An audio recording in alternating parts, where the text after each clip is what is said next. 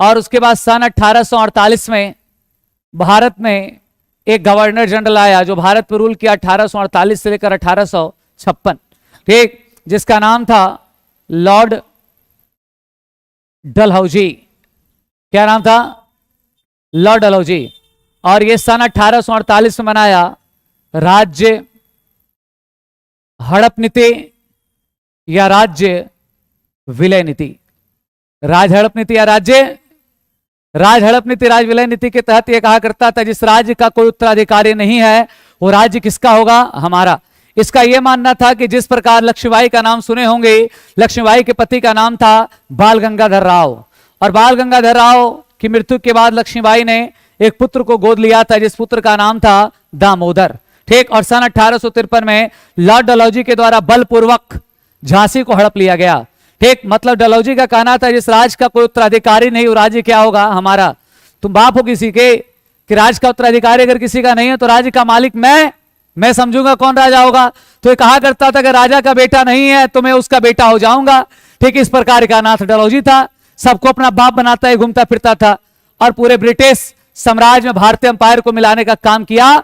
और ये तो राज हड़प नीति के तहत तो मिलाया ही, लेकिन कुछ प्रांतों को ये जबरदस्ती मिला लिया, जिसके तहत सन 1856 अवध का राजा का नाम था वाजिद अली खां। अवध के राजा का नाम था वाजिद अली खां। और बाबू सुन लीजिए, हर टॉपिक के लास्ट में मैं आपको बिहार स्पेशल पढ़ाऊंगा। हर टॉपिक, जैसे 1857 की क्रांति खत्म होगी तो 1857 की क्रांति का बिहार स्पेशल, कि बिहार में पटना से कौन भाग लिया, पीर अली, मुंगेर पार्टिसिपेट क्यों नहीं किया था, मतलब बिहार में क्या इस क्रांति का इंपॉर्टेंस रहा, चंपारण का बिहार में क्या इंपॉर्टेंस रहा, असहयोग आंदोलन का बिहार में क्या इंपॉर्टेंस रहा।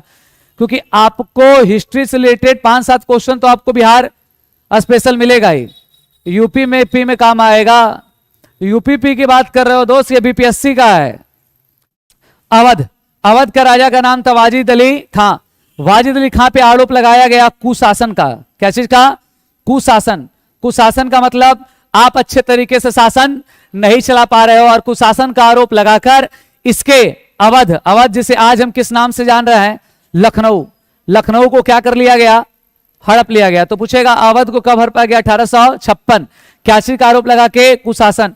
इस बार उत्तर प्रदेश पेट का यह क्वेश्चन भी था।